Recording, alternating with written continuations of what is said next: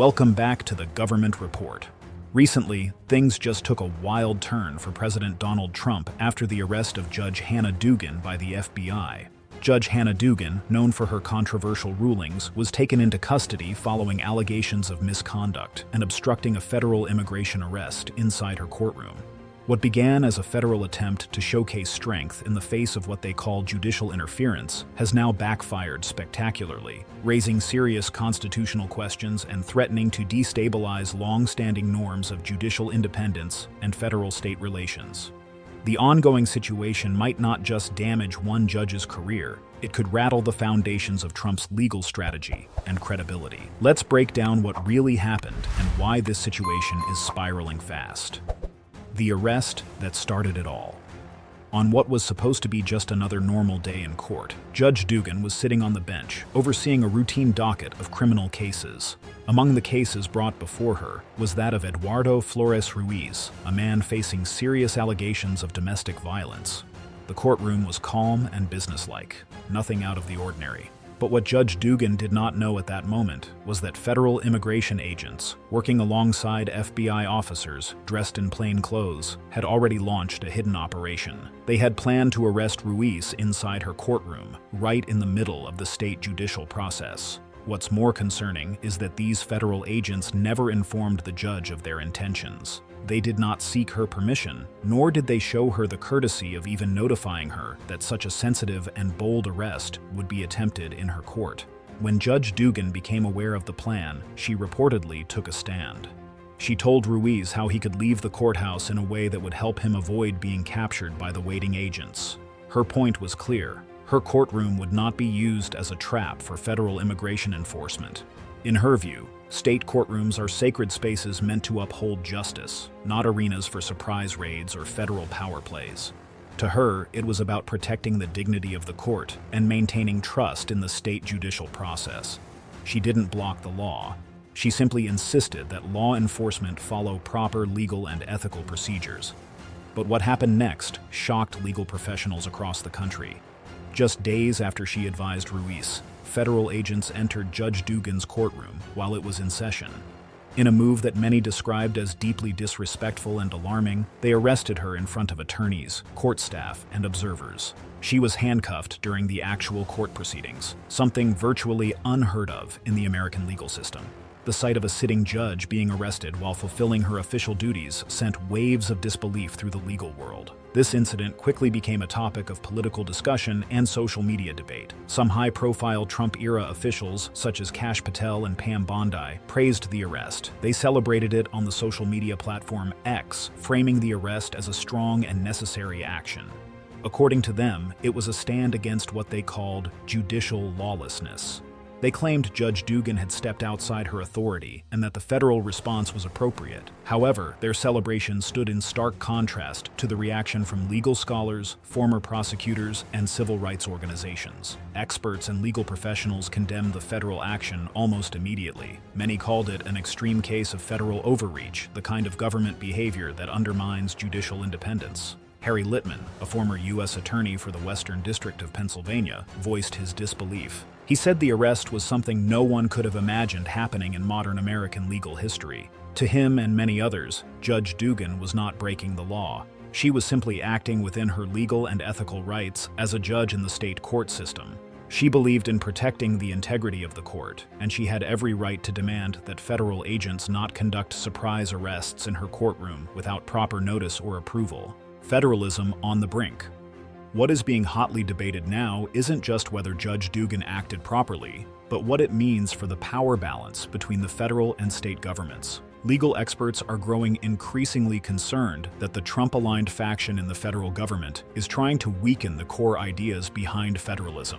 These are long-standing principles that stop the federal government from forcing state institutions to enforce federal policies. This is especially concerning in areas like immigration, where the policies are politically sensitive. The consequences of this are huge. If a judge can be arrested by federal agents for not allowing their courtroom to be used as a trap for ICE, Immigration and Customs Enforcement, what comes next? Will state officials be scared to hear immigration-related cases for fear of federal retaliation? Could this create a situation where judges no longer feel safe in making decisions based on their judgment, especially when those decisions go against federal preferences? Judge Dugan's arrest also brings up serious concerns about the independence of the judiciary. Judges are meant to stay neutral and apply the law fairly. They are not law enforcement and are not required to help federal agencies unless there is a legal requirement to do so. Arresting a judge for refusing to assist ICE, especially when there was no formal coordination or notification from federal authorities, marks a dramatic shift in how federal and state roles have traditionally been understood. Legal experts are warning that this case could set a dangerous precedent. It could lead to a situation where the judiciary becomes politicized, and judges fear being arrested for making decisions that go against the federal government's wishes. If this becomes the new normal, it could weaken the legal system and deepen the divide within the courts. Political spectacle and law enforcement critics argue that the Trump-aligned federal agents behind the arrest weren't primarily motivated by a desire to uphold the law. Instead, they say this was a calculated political maneuver designed to create a media spectacle, announcing the arrest on social media within minutes of it happening, and using incendiary rhetoric about domestic violence and public safety. The officials involved seemed more interested in spinning a narrative than enforcing the law. They wanted a headline, said legal commentator Ben Meiselas. They wanted a show, an opportunity to declare that no one, not even a judge, is above the law. But the irony here is staggering. They've likely violated due process and destroyed the credibility of their enforcement priorities. This was less about justice and more about optics.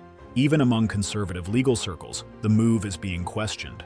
Prominent Republicans who have long championed states' rights and judicial restraint are finding themselves in a dilemma. To support the arrest of Judge Dugan would mean abandoning those cherished doctrines, and to oppose it would mean criticizing the federal agencies under Trump's ideological control. It's a classic case of political cannibalism, with the legal system caught in the middle. Under federal law, obstruction of justice requires a demonstrable, corrupt act. In past cases involving judges, such as the 2019 incident under Trump, where a Massachusetts judge was accused of helping a defendant evade ICE, prosecutors had stronger claims of concealment and deception. Even then, that case was ultimately dismissed under the Biden administration due to weak legal footing and troubling constitutional concerns. Judge Dugan, by contrast, didn't hold any secretive sidebar conferences, didn't hide anyone, and didn't impede any lawful arrest in progress. She simply informed a defendant that federal agents were present and then told them they could exit through another door, something that could reasonably be interpreted as basic courtroom management, not criminal obstruction. Legal scholars expect the case to collapse under judicial scrutiny. The DOJ will now have to send in a team of prosecutors to argue before a federal judge that a state judge is guilty of criminal obstruction for protecting the integrity of her courtroom. Given the weight of precedent, the lack of corrupt intent, and the judge's right to manage proceedings in her courtroom, the odds of a successful prosecution appear slim. Condemnation after arrest, Judge Hannah Dugan. The arrest of Judge Hannah Dugan has sparked a national outcry, as more than 150 former state and federal judges have signed a letter condemning the Trump administration for what they describe as a dangerous assault on judicial independence. Judge Dugan was arrested in April by FBI agents after allegedly directing an undocumented immigrant to exit her courtroom through a side door, avoiding federal immigration agents waiting to detain him. The letter, addressed to Attorney General Pam Bondi, calls the arrest an effort to threaten and intimidate the judiciary. It was spearheaded by two former federal judges from opposite sides of the political spectrum, Nancy Gertner, appointed by President Bill Clinton, and Michael Luttig, appointed by President George Bush. The bipartisan nature of the letter underscores the gravity of the concerns raised by Judge Dugan's arrest, with signatories emphasizing that the move undermines the rule of law and the trust Americans place in their court systems. Judge Dugan's supporters argue that her actions were not criminal, but rather a reflection of her duty to ensure fairness and safety in her courtroom. The case has taken on broader significance, as many in the legal community view the arrest as part of a troubling pattern of executive overreach and political interference in the judicial process. Adding to the controversy, a photo of Judge Dugan in handcuffs was posted on social media by FBI Director Kash Patel in what the letter called an embarrassing spectacle and a clear violation of Justice Department norms. The image drew sharp criticism for sensationalizing the arrest of a sitting judge and appeared to many as a deliberate attempt to publicly shame her.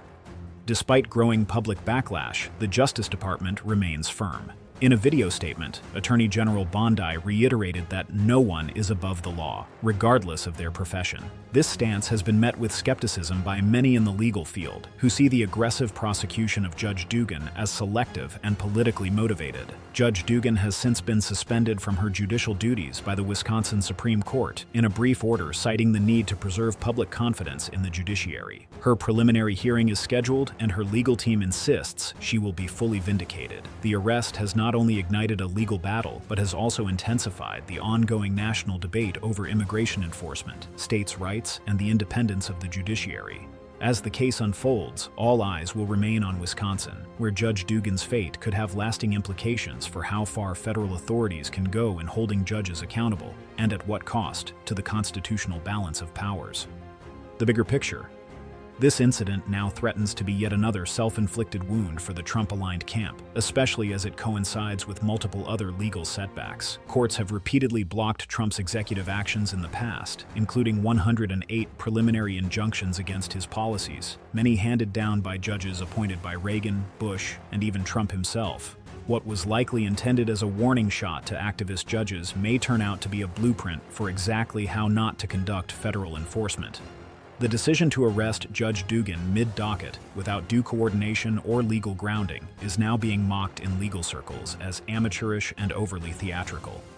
Some commentators have likened the situation to a hypothetical law school exam gone wrong. The kind of scenario that a professor would chuckle over before reminding the class that real life doesn't work that way. Except now, it has, and the repercussions are still unfolding. The broader takeaway here is a sobering one. This incident is not just about one judge in Wisconsin. It's about the role of law in a functioning democracy. When judges are punished for doing their jobs, when law enforcement is politicized and weaponized, then the entire system begins to unravel. And while the Trump-aligned DOJ and FBI may have succeeded in grabbing headlines, they've likely sown the seeds of their defeat. Federal judges will not look kindly on such a brazen intrusion into state courtrooms. Nor will voters, once they realize that the core of the issue is not about harboring criminals, but about preserving the independence of the judicial system. This was supposed to be a message. Instead, it's become a mess, a cautionary tale of political overreach and strategic failure. And perhaps, more than anything, it's a reminder of why the separation of powers exists in the first place. As the dust settles, all eyes will be on the federal courts in Wisconsin. And if early indications are any clue, the Trump-backed arrest of Judge Dugan may soon be remembered not as a moment of strength, but as a moment of staggering misjudgment that blew up in their face. What do you think? Is this just the tip of the iceberg when it comes to federal overreach, or will the legal system hold strong? Let me know in the comments below, and don't forget to hit that subscribe button for more updates.